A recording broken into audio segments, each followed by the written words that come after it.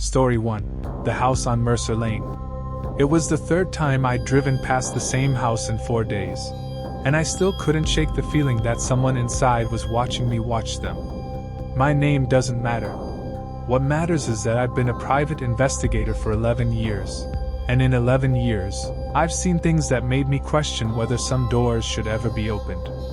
This job, the Mercer Lane job, was the one that finally convinced me to stop asking questions I don't need answers to.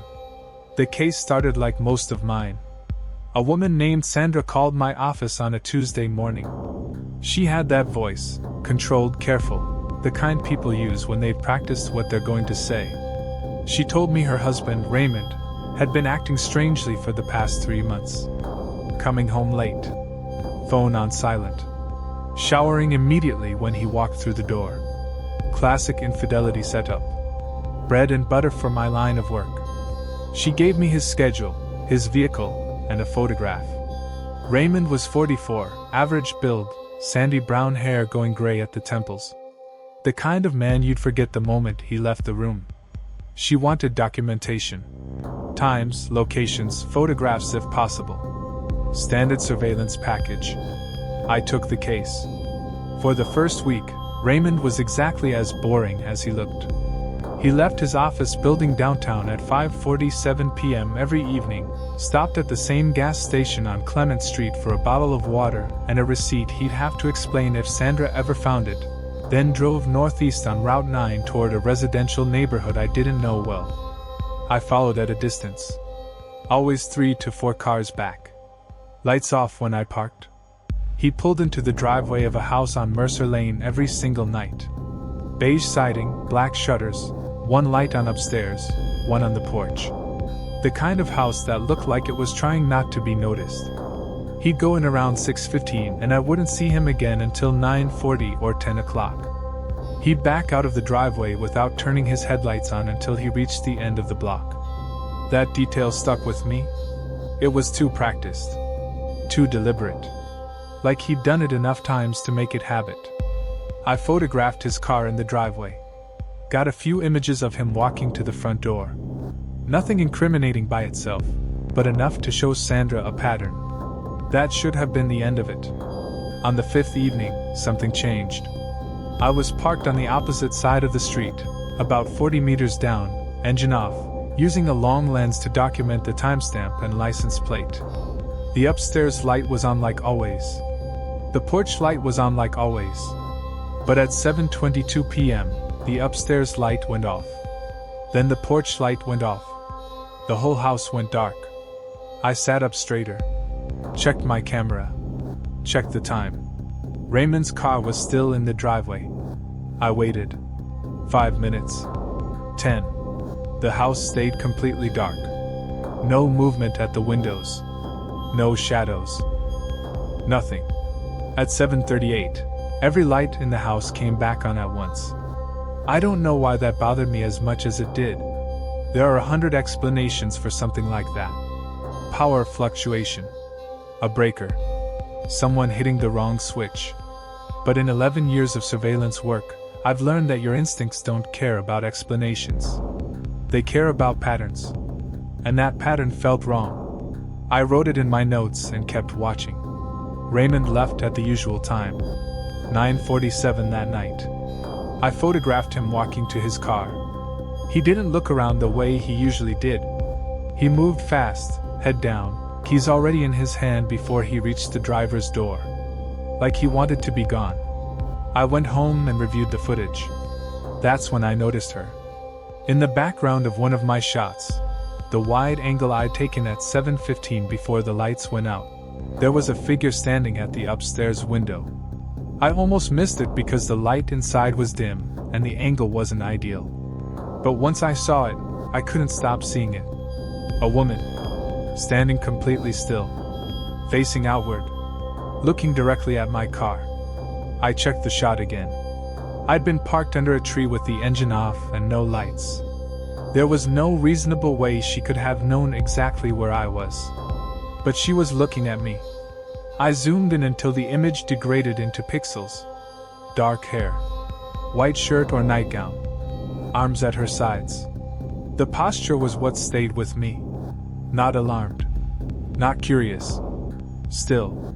The kind of still that isn't accidental. I told myself it was nothing. Coincidence. Bad angle and an overactive imagination. I'd been doing this long enough to know that surveillance plays tricks on your mind. You start seeing intention in everything. But that night I didn't sleep well. The next evening I went back. I changed my position, parked 2 blocks east, on the opposite end of the street, new angle entirely. Different car. I'd borrowed my cousin's sedan specifically because it wouldn't be recognizable. Raymond arrived at his usual time. Went inside. I settled in and watched. At 7:22 p.m., the lights went out again. I felt the hair on my arms stand up. Same time. Almost to the minute. I kept the camera running. The house stayed dark for 16 minutes. Exactly 16. Then the lights came back on. I checked the upstairs window immediately. She was there again. Different window this time. The one on the far left. But the same posture. Same stillness. Head turned toward the street. Toward my new position. I put the camera down slowly. Told myself I was being irrational. That it was a woman standing at a window in her own house and I was the one sitting in a borrowed car in the dark like a predator. But I'd changed my position. Changed my car. There was no pattern for her to follow. I pulled out my notebook and wrote down everything I'd observed. Both nights. The times. The lights. The window.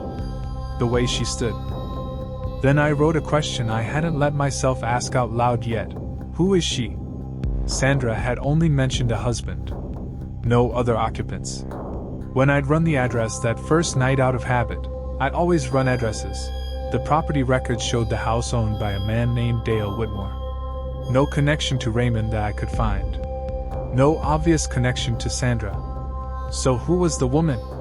And why did it feel, sitting in that borrowed sedan 2 blocks away with a camera in my lap, like she already knew I was there? I went back the following night with a different plan. Instead of parking on the street, I positioned myself at the end of a hiking trail that backed up behind the residential block. A long walk through brush in the dark, but it gave me a sight line to the back of the house. Raymond's car was in the driveway when I arrived. The lights were on upstairs and downstairs. I watched the back of the house for 2 hours. At 7:22, the lights went out. I pressed record. The backyard was small. A wooden fence. A patio with an overturned chair that no one had righted. A sliding glass door with the blinds drawn. During the 16 minutes of darkness, the blinds and the sliding door moved. Not dramatically. A slight shift. The kind of movement that happens when someone steps close to the glass and steps back. When the lights came back on, I was already walking back to my car. I called Sandra the next morning and told her I had documentation of the pattern.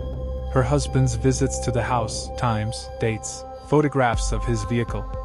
I told her I'd compiled everything into a report. She asked me if I'd seen anyone else at the property. I paused before I answered. "Why do you ask?" She was quiet for a moment. Then she said, "Before Raymond started acting strange, he mentioned a woman he'd met through work.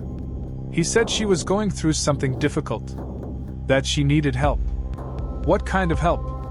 "He wouldn't tell me." I looked at the photograph on my desk. The figure in the upstairs window. "Did he describe her?" "He said she was quiet," Sandra said. "He said she almost never spoke." I sent Sandra the report that afternoon. Clean documentation. Timestamps, plates, locations. Enough for whatever she needed it for. I didn't include the photographs of the window. I don't know why exactly. Professional habit says you include everything relevant. But I kept looking at that image. The woman standing still, arms at her sides, looking directly at the camera she shouldn't have been able to see, and something stopped me. I don't include things I can't explain. 2 weeks later, Sandra called again. She said Raymond had admitted everything. Not an affair, stranger than that. He'd been paying the woman's rent. For 8 months. A woman he'd met through a mutual contact who had, by his account, nowhere else to go. Sandra wanted to know who the woman was. Whether she was a threat. I told her I'd look into it. I ran Dale Whitmore's name again. This time I went deeper. Old records, not just property. What came back stopped me cold.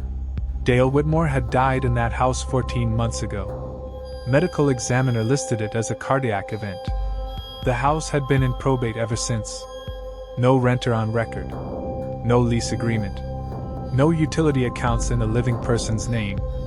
I sat with that for a long time. Raymond had been paying someone to live in a dead man's house. Illegally. In cash, probably. And whoever she was, she had no official existence at that address. And she had known, on 2 separate nights from 2 completely different positions, exactly where I was sitting. I submitted my final report to Sandra and closed the case. I've thought about the woman on Mercer Lane more times than I'd like to admit. I've thought about the stillness.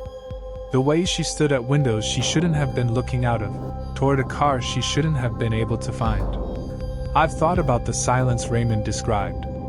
I've thought about the overturned chair in the backyard that nobody ever righted. I never drove past that house again.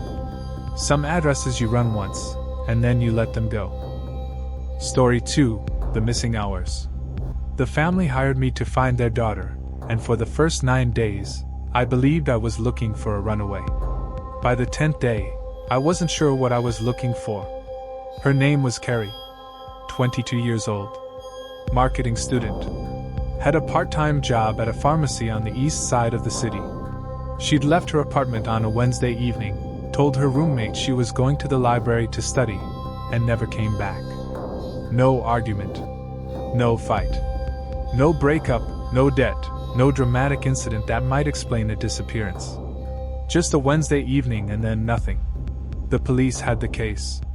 But Carrie's mother, a woman named Beth, controlled and precise, the kind of woman who plans for every contingency and is destroyed when one falls outside her plans, didn't trust that the police would move fast enough. She called me 4 days after Carrie went missing and handed me a manila folder thick with details she'd compiled herself. Carrie's schedule. Her friends' names. Screenshots of recent texts. A list of locations she frequented. Receipts Beth had pulled from a shared account. Beth had done half my groundwork before I walked through the door. I respected that. I started with the timeline. The last confirmed sighting of Carrie was 6:44 p.m. on that Wednesday, recorded on a gas station camera 2 blocks from her apartment. She was on foot, carrying a backpack, wearing a yellow jacket. No phone activity after 7:10 p.m. No card usage after 6:40. 9 minutes of traceable activity, and then nothing. The library she'd mentioned to her roommate was a 12-minute walk from her apartment. I checked their security logs. She never arrived. So somewhere in those 12 minutes, something changed. I walked the route. Did it twice. Once in daylight, once in the evening at the same time she would have been walking. Residential blocks, 1 commercial stretch, a park at the midpoint with a parking lot that a security camera covered only partially. The park. I got the partial footage from the city. The timestamp matched. Carrie walked into frame at 7:01 p.m. She stopped near the east entrance of the park. Stood there for approximately 40 seconds. Then she walked toward the parking lot, out of frame. That was the last image of her on any camera system in the city. But here's what I kept coming back to, the 40 seconds. She stopped. Didn't check her phone, I could see by her body language. Didn't sit down. Didn't look around nervously like someone who thought they were being followed. She just stopped, and stood, and then walked toward the parking lot. Like she was waiting for something she already knew was coming. I talked to her friends. Her co-workers. Her professors. Everyone described the same Carrie. Steady, studious, close with her family, no obvious stress beyond the usual. One friend, a woman named Jana, told me that Carrie had seemed slightly distant the week before she disappeared. Not upset. Just distracted. Like something was on her mind. Did she say what it was? I asked. Jana shook her head. She said she was figuring something out. What did she mean by that? She didn't explain. I figured it was school. Or maybe something with a guy she'd been talking to. A guy? Jana hesitated. She mentioned someone a few weeks back. Someone she'd met online. I don't know anything about him except that she seemed cautious. Like she was taking her time. I asked to see any messages Carrie had shared with her. Jana showed me one screenshot. A text Carrie had forwarded with no explanation. A message from an unknown number that read, "Just making sure you feel comfortable. We can meet wherever you want." The timestamp on that text was 6 days before she disappeared. I tracked the number. Prepaid. Purchased in cash at a convenience store 40 miles from the city. No registration, no subscriber information. But the purchase location caught my attention. The store was in a town called Elmont. Small. Rural. The kind of town with one main road and 3 churches and a diner that closes at 2 p.m. I drove out there. The convenience store owner remembered the sale only because the customer had bought 2 prepaid phones at once. He paid cash and hadn't said much. The owner described him as mid-30s, heavy-set, a jacket with a logo he didn't recognize. 2 phones. One of them had texted Carrie. What was the other one for? I drove back to the city and went through Beth's compiled records again. This time I focused on a detail I'd skimmed past. A charge on Carrie's card 12 days before she disappeared. A coffee shop. The address was across town from her apartment, nowhere near her usual area. I went to the coffee shop. The barista on shift that day was still working there. She didn't remember Carrie from a photograph. But when I described the yellow jacket, it was distinctive, a bright canary yellow. She paused. There was a woman in a yellow jacket, she said slowly. Maybe 2 weeks ago. She was here for a while. She met someone. Do you remember what he looked like? Heavy guy. Older than her. He had a notebook. Like a paper planner. She thought about it. He seemed nice. She seemed nervous. They'd met in person. At least once, maybe more. I spent 2 days trying to trace the number further. Dead ends everywhere. The phone had been used only twice after the purchase. The text to Carrie that Jana showed me, and one other message to a number that came back as a deactivated line. A dead end that had once been someone else's phone number. On the 8th day of the investigation, I received a call I wasn't expecting. It was Carrie. I almost didn't process it in the first few seconds. The voice was flat. Careful. Like someone reading from a script, or choosing every word before saying it. She told me she was fine. That she'd left voluntarily. That she needed space from her family and appreciated my concern but wanted me to stop looking. I asked her where she was. She said she'd rather not say. I asked her if she was alone. She said she was fine. Carrie, I need you to say yes or no. Are you alone right now? A pause. 2 seconds, maybe 3. I'm fine, she said again. I kept my voice even. I understand. I just need to confirm. Are you calling from your own phone? Another pause. I'll be in touch with my family when I'm ready. The call ended. I sat in my car outside the coffee shop and played back every word. I'm fine. Said 3 times. Never yes or no to a direct question. Never a specific location. Never a natural response to anything I asked. I called Beth immediately. She hadn't heard from Carrie in 9 days. I flagged the call with the detective assigned to the case and handed over everything I had. The prepaid phones, the meeting at the coffee shop, the camera footage at the park, the call recording. 4 days later, Carrie was found. She was in a rented house in a rural county 2 hours from the city. Physically unharmed. The man she'd been communicating with was taken into custody at the scene. He'd built the connection over several weeks online before the in-person meeting. The second prepaid phone was found in his jacket pocket. Carrie told investigators she'd gotten into his car willingly at the park. That she trusted him. That by the time she understood what the situation actually was, she'd been 2 hours from home with no phone and no car. The case didn't end in the worst way possible. It could have. The detail that stayed with me was the 40 seconds. Those 40 seconds in the park, before she walked toward the parking lot. Investigators concluded she had been waiting for the car to arrive, that she walked toward it voluntarily. But I watched that footage more times than I could count, and I kept thinking about her posture during those 40 seconds. Not excited. Not nervous. Not checking her phone. Standing completely still. Like something inside her already knew, and hadn't yet decided whether to listen. Story 3, 47 Days. The case file had 47 entries before I ever opened it. One for every day the client had been watching his neighbor before he decided he needed help. His name was Paul. 61 years old, retired civil engineer, recently widowed. He lived alone in a house on the end of a cul-de-sac in a quiet neighborhood where nothing was supposed to happen. He called my office on a Friday and asked whether I investigated situations that aren't exactly crimes. I told him it depended on the situation. My neighbor, he said. Something is wrong with my neighbor. He came in the following morning with a spiral notebook, the 47 entries. Handwritten in small, precise print. Dates, times, observations. The kind of documentation a trained engineer produces by instinct. Detailed, measured, factual. I read through it while he sat across from my desk. The neighbor was a man he knew only as Grant.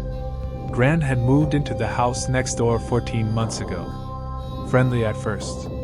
Wave hello, occasional driveway conversation. Then, gradually, less visible. The blinds started staying closed. The car started being parked in the garage instead of the driveway. The lights inside went on at unpredictable hours, 2 a.m., 4 a.m., and stayed on. Paul's notebook tracked all of it. Entry 11, a Thursday, 3 weeks in, Grant's car left at 11:40 p.m. Returned 3:15 a.m. Lights on immediately upon return. Entry 19, a Tuesday, no signs of life all day. Blinds closed. No car movement. Mail left in box, 2 days accumulation. Entry 26, woman arrived at 8 p.m. Dark hair. Did not ring bell, used the key. Left at 11:15. No lights in house until she arrived, then all on at once. Off again after she left. Entry 38. Found something in the shrubs at the property line. Small rectangular object, black plastic. Photographed it and left it in place. Did not touch. I looked up from the notebook. What was the object? Paul reached into his jacket pocket and placed a photograph on my desk. A small rectangular device with a blinking light on one end, partially obscured by leaves. A GPS tracker. The kind you buy at any electronics store for $40. Typically used for tracking vehicles. Do you know whose it is? I asked. No. That's why I came to you. Have you touched it since? No. I thought about that for a moment. A tracking device at the property line between two houses. It could have belonged to anyone, placed to track Paul's vehicle as easily as Grant's, or placed to track both, or either, and simply lost, but placed in the shrubs, deliberately concealed. I told Paul I'd take the case, and to please not disturb the device in any way. I spent the first 3 days doing what Paul had done, but faster and with better tools. I ran Grant's name, came back with a full legal name, Grant Allen Fawcett, age 44, no criminal record, previous address in another state, employment record that went quiet about 2 years back. Before that, logistics management for a mid-sized freight company. Nothing remarkable. Nothing that explained the 3 a.m. arrivals or the woman with a key. On the second day, I photographed the tracking device from multiple angles using a long lens without approaching the property line. The device was still there. The light was still blinking. Active. On the third day, it was gone. I went back through Paul's notebook. The last entry, entry 47, was from 2 days before he called me. It read, Grant watched me from his window for approximately 4 minutes this morning when I went to retrieve my paper. Did not look away when I made eye contact. Expression unreadable. I asked Paul about that entry specifically. It wasn't aggressive, Paul said carefully. It wasn't angry. He just looked at me. like he was trying to figure something out. Has he approached you? Spoken to you recently? 3 weeks ago. He came to the door. Paul paused. He asked if I'd noticed anything unusual in the neighborhood. New cars, unfamiliar people walking by. What did you say? I said I hadn't. Which wasn't true. He looked at his hands. But something told me not to say yes. I went back to the freight company that had employed Fawcett 2 years ago and started making calls. Most went unanswered. One was picked up by a woman who'd been in the same department. She was quiet when I mentioned his name. Not rude, quiet. He left under complicated circumstances, she said finally. What kind of complicated? There was an internal investigation. I don't know all the details. He was involved in routing, logistics, shipment paths. There were questions about whether certain information had been passed along to people outside the company. What kind of information? I'm not comfortable talking about specifics. She paused. I'll just say, freight logistics, at certain levels, involves knowing where things are at all times. And sometimes that's information that other people would pay for. I thanked her and ended the call. I sat with that for a long time. Fawcett had been in logistics. He'd potentially been selling information about shipment locations, which could mean anything from cargo theft to something significantly worse, depending on what the freight company was moving. He'd left the state. He'd gone quiet. And now he was living with the blinds closed and driving home at 3 a.m. And someone had placed a tracking device at the property line of his house. I brought this to Paul carefully. I didn't speculate. I gave him the confirmed facts and told him what I thought the logical interpretation was, that Grant Fawcett might be under surveillance by someone other than Paul. That the tracking device might have had nothing to do with Paul at all. That the situation might be more serious than a strange neighbor, and that Paul might want to consider whether he wanted to continue living next door to it. Paul listened. He nodded slowly. That's what I was afraid of, he said. That it wasn't just strange. That it was something.